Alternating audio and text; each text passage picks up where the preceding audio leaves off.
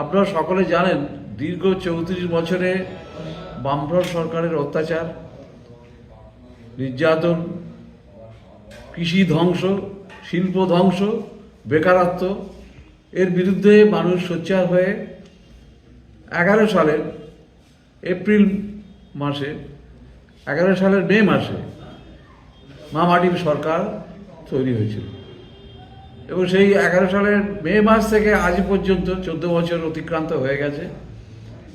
এই 14 বছরে আমাদের সরকার, তৃণমূল কংগ্রেসের সরকার মানুষের কিভাবে সেবা করেছে, মানুষের কিভাবে উপকার করেছে সেগুলো আমাদের একটু জানা দরকার।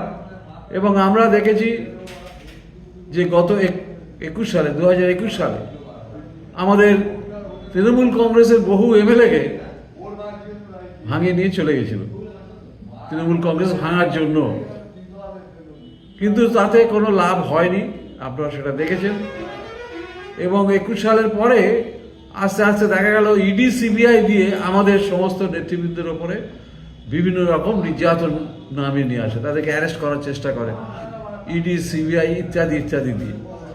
তাতেও কোনো ফল যখন হচ্ছে না, তারপরে কেন্দ্রীয় বঞ্চনা শুরু করে, অর্থাৎ এখানকার পশ্চিমবাংলার মানুষকে না খেতে পেয়ে মারতে হবে, 100 দিনের কাজ বন্ধ, আবাস যোজনার ঘর বন্ধ, এইভাবে জল কল বন্ধ, জনসংযোগের রাস্তা বন্ধ, সব কিছু আস্তে আস্তে আমাদেরকে বঞ্চিত করার চেষ্টা করে।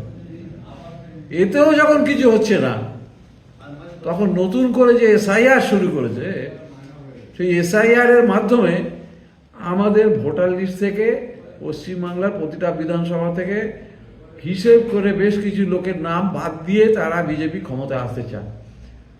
এর বিরুদ্ধে আমাদের প্রতিবাদ এবং সোচ্চার আমরা শুরু করব আগামী 1 জানুয়ারি থেকেই।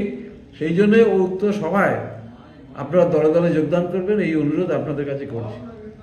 দ্বিতীয়ত, আগামী 2রা জানুয়ারি বারুইপুরে আমাদের তৃণমূল কংগ্রেসের সাধারণ সম্পাদক শ্রী অভিষেক বন্দ্যোপাধ্যায়ের যে জনসভা, সেই জনসভায় আপনারা দলে দলে যোগদান করবেন বেলা 1টায়।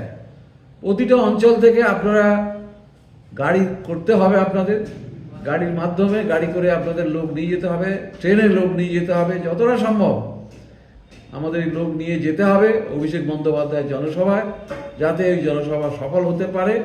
সেই জন্য আপনাদের অনুরোধ করছি, আপনারা অবশ্যই 2 তারিখে অভিষেক বন্দ্যোপাধ্যায়ের জনসভায় আপনারাও হাজির হবেন। সবাইকে নমস্কার, ধন্যবাদ।